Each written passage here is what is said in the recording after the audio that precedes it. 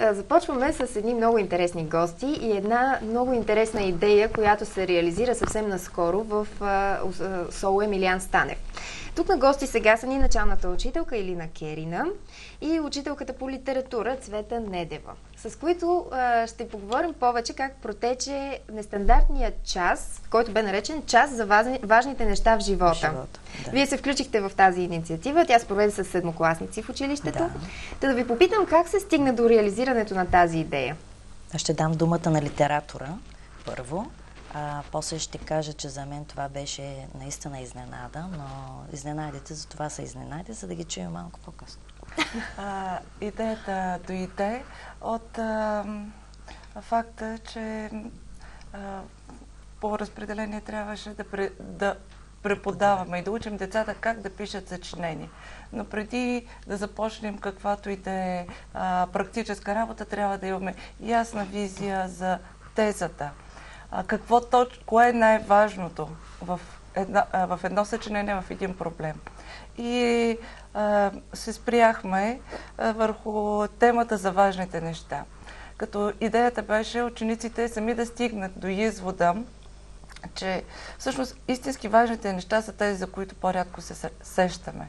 Обикновено в ежедневието си забързани, мислим за дребните неща, поставяме акцента върху незначителните, а истински важните неща, като семейството, като здравето, като личностното израстване на всеки един от нас, остават като че ли на заден план.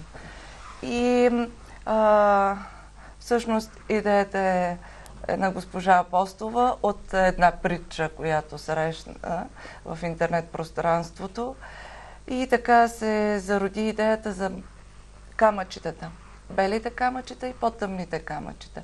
Белите съответно означават и носят посланието на нашите положителни емоции, на нашите мечти, на това, което искаме, всичко хубаво, което искаме да ни се случи.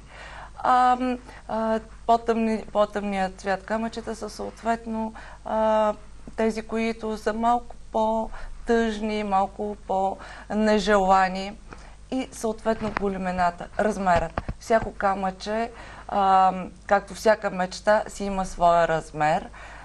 За някои по-големи, за други по-малки. Както всяка мечта има и различно послание, различна форма. За нас като индивиди всеки от нас възприема мечтите, дори една и съща мечта по различен начин. Не можем да сложим една мечта в еднаква облицовка. По същия начин и камъчетата, те са уникални по своята форма, размер, цвят. Тези камъчета бяха включени всъщност в самия час. Сега вече да започнем леко така да вдигаме завесата.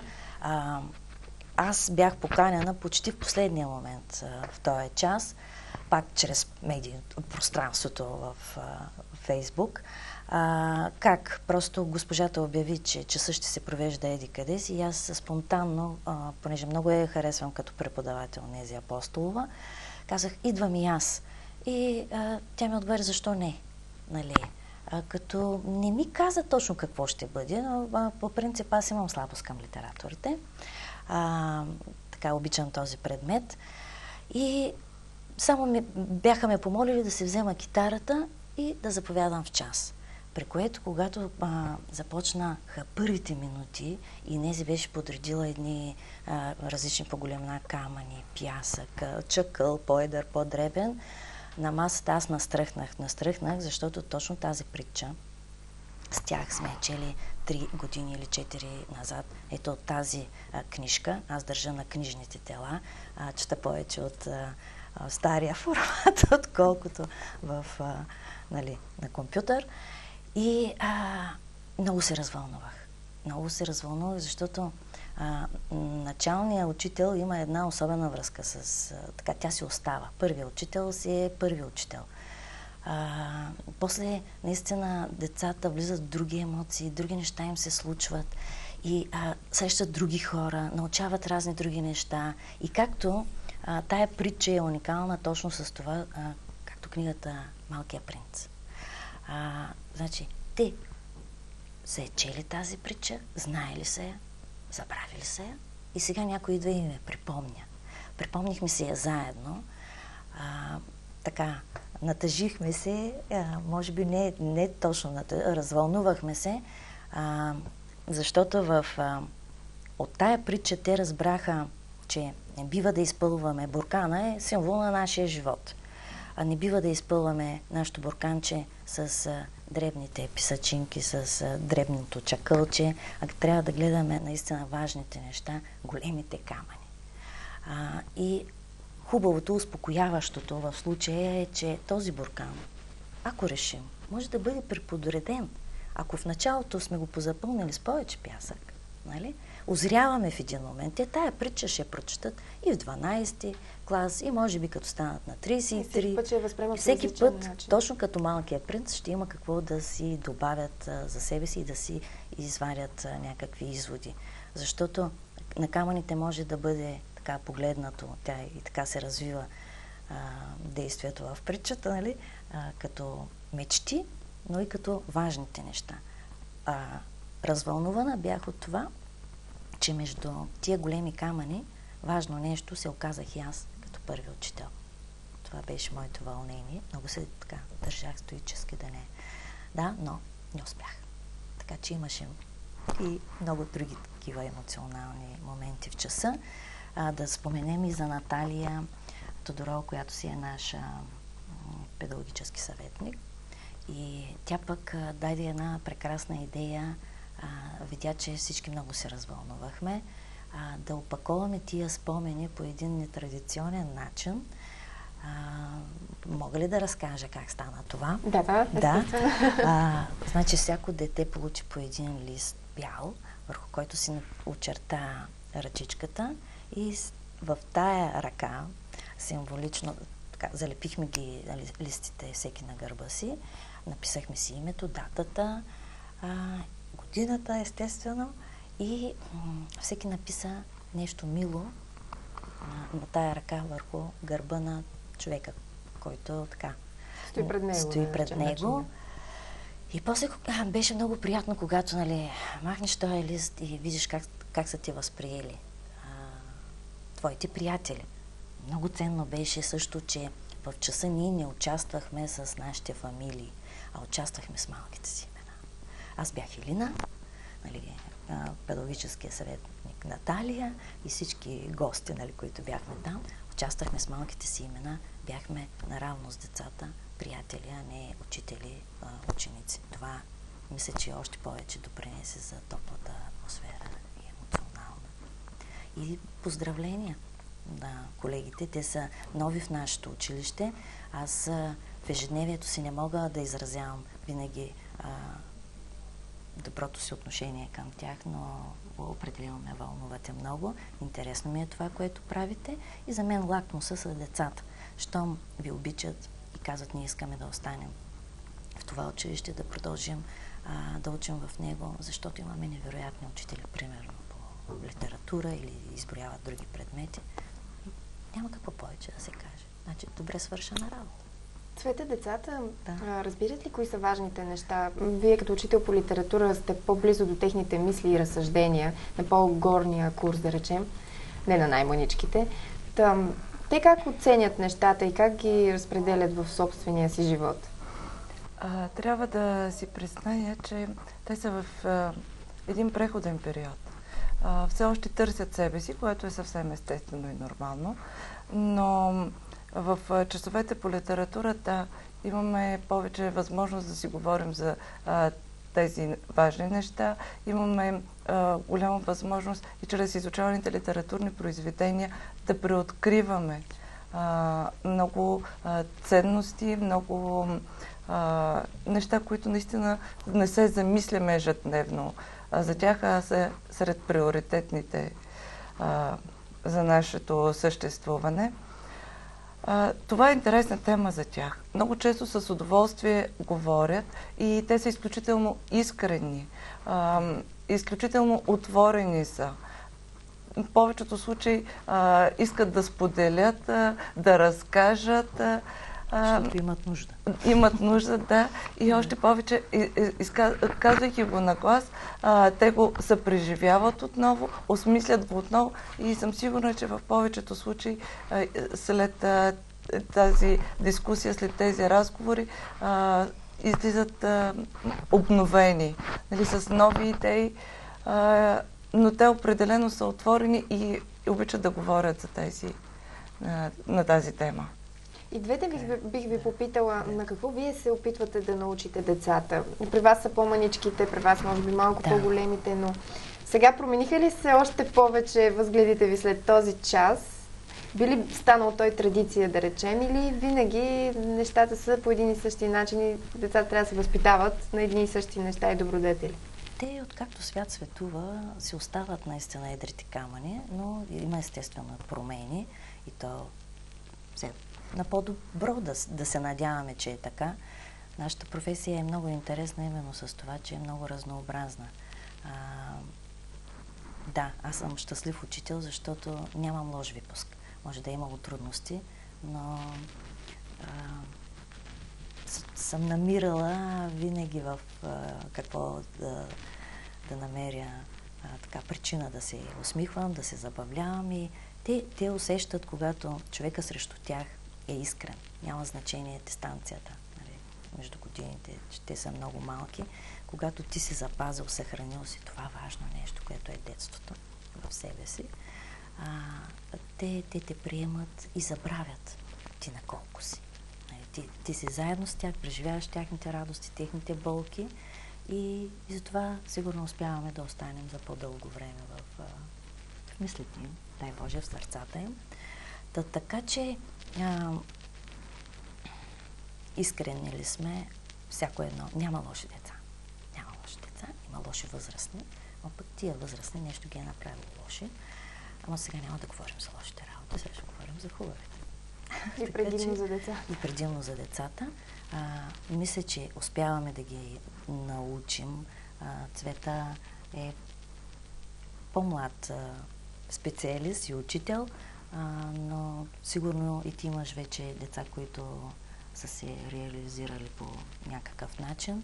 Моя първи випуск, като се замисля, няма дете, от което да се срамувам, примерно да кажа, ето този ученик, аз съм го учила, Боже мой, как, нали. Всичките чукам на дърво, важно за нас е да станат добри хора.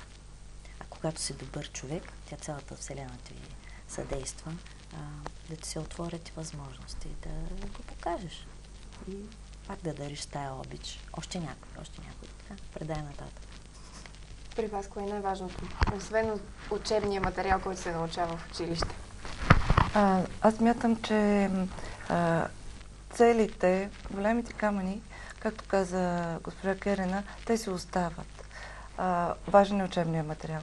Но съвременните деца изискват по-различен подход. Затова и в училище всички колеги постоянно се обучаваме, защото те изискват алтернативен метод. Искат не да им се предлага всичко наготово, а да може това информацията да бъде осмислена, да бъде предложена по интересен, по забавен начин, така че те да я пожелаят да я възприемат. Според мен нещата като учебен материал си остава, но подхода определено има нужда и децата изискват по-различен подход. Те самите деца как се променят с времето? Особено вас, госпожо Керена, мога да ви питам, защото имате дълъг опит. По-дълъг, да. Въобще променят ли се или времето изисква нови може би неща, това, което ще кажа. Да, изискват. Да, сега в момента знаем на младите какво ги влече. Обичат да се ровят из интернет пространството, но вярвайте ми, обичат много и да работят с ръцете си, с умовете си, с емоциите си, всичко да мине през тях, защото така се запомня. Не мога да кажа, че от преди 20 и няколко години децата са се променили коренно. Не. Това, което е останало, е това, че всеки иска да бъде обичан, забелязван, да му се отдели времето. Време искат децата. И от родителите си, и от нас, учителите. И това ни е дефицита. Нали? Липсва ни време. Повече време трябва да има една тема да бъде дискутирана. Седмица, две. Да ни оставят малко по-така спокойно да обсъждаме наистина важните неща, защото в забързаното време, нали, притискате разпределение или било на материала или нещо друго, препускаме и затова забравяме за важните неща. Има една много хубава песничка, нали, книга за джунглата. Да търсим важните неща. Споменахте родителите. Как те се вписват в този процес? Чудесно. По търсене на важни неща? Не съм имала родители, които да не се вписват. Защото са запазили детското в себе си. Дори са по-емоционални. И точно с този випуск имам много прекрасни спомени. Имаше трудни моменти, когато имаше конфликт между момчетата. Момчетата разчистват територия, нали? Борят се и те за пространство. Тогава родителите ми дойдоха на помощ. Събрахме се, отидохме заедно на екскурзия. Мама, татко, аз и госпожата, така я нарекохме. И им показахме как трябва да се изглаждат понякога неразбирателствата.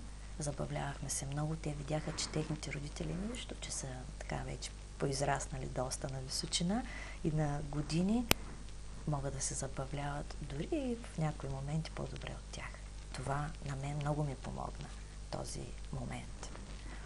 Защото понякога се случва в класа да дойдат нови ученици, пак трябва да има момент на адаптация. Не казвам, че е било лесно, било е интересно, трупала съм опит и съм благодарна на съдбата, че точно тия деца са били мои ученици. Кое е било най-голямото предизвикателство и за двете през кариерата ви до тук, да кажем? Като говорим така за важните неща, за възпитанието на бъдещото поколение. За мен най-тежко ще бъде, ако чуя от някъде, че днеска няма да ходя на училище, защото не ми е интересно. За сега поне дано да са били искрени. Всички тичат към класната стая и казват последния час. Свършихме ли? Нямаме ли още един час? Това за сега мен ме крепи. Значи емоцията и това, което... Нека да учим, без да осъзнаваме, нали, да не така по онзи сухия, тежък начин. Трябва да има забавление в час. И те да виждат, че ние не сме някакви страховити хора, които пишат само оценки от до. А сме живи същества с всичките човешки плюсове и минуси. Надявам се повече плюсови да са останали с годините, да сме отсяли пясъка. И така и ние имаме сигурно още какво да учим. Днес направо си е сигурно, докато сме живи. Но за мен това е било най-голямото предизвикателство. Да успея да задържа интереса на децата към училището, да създам отношение към ученето, да искат да четат, да търсят, да ни впечатляват. И впечатлявайки нас, любимите си учители в началото, те после без да искат, това съм им казала, трупайте сега камъни, защото има още една притча много хубава, общо взето нея я чета в 4-ти клас, как камъните след време стават диаманти. Има пак много красива притча за това, мога да споделя някога. Така минавали хора през пустинята и чули Господен глас: събирайте камъни. Някой повярвал, сложил 2-3 камъка в джоба, друг в торбата, трети в дисагите, кой колкото така прецени. И така пътешествали, минал почти месец. В един момент пак спират на стан, Господ казва: отворете се сега дисагите. И от чудо, камъните се превърнали в диаманти. Това са нашите знания. Някога казват децата: за какво ми е това да го уча? И сега ти си изглежда като камък, но след време ще бъде диамант, защото това е твоето знание, то ще се превърне в умение и то по някакъв начин ще ти бъде полезно. С това пък и ти ще бъдеш полезен на всички, които са около теб, тъй нареченото общество. Цвета, кои са вашите предизвикателства? Всъщност госпожа Керена много точно каза, даже не бих могла да определя мои предизвикателства. Това са предизвикателствата пред съвременния учител. Как да направим така, че децата да идват с желание в училище. Да, тези съвременните деца са много информирани, имат много и бързи източници на информация, но въпреки всичко имат и нужда да бъдат обучавани. И целта ни е да ги привлечем в училище, да идват с желание, да работят с желание, да ги мотивираме, а не оценката или съответно някаква друг тип мярка да ги провокира да прекрачат прага на училището. Търсим преди всичко да предизвикаме интерес. Да стане като дишането, нали? Ученето да стане необходимост. Всъщност и това е целта. Да ги научим, че се учим цял живот. Че с 12-ти клас не приключва обучението им. Да, всеки така си мисли, но после много бързо разбира как стоят нещата. Радвам се да ви кажа, като видя такива учители като вас и се обнадеждавам в посока на образованието, което върви. Мисля, че не сме само ние. Все повече така настроени учители има по този начин. Винаги има така разнообразие. Бих казала, че просветителската дейност сега е по-важна от всякога, особено в това време, в което живеем и това разпръскване на вниманието на децата в различни посоки. Вие сте хората, които трябва да ги съберете на едно място. Така е. Виждам, че тези иновативни начини, методи, тези интересни часове биха били много полезни в тази посока. Да. Благодаря ви за гостуването. Ние се разделяме за кратко и продължаваме срещата с следващите ни гости в студиото.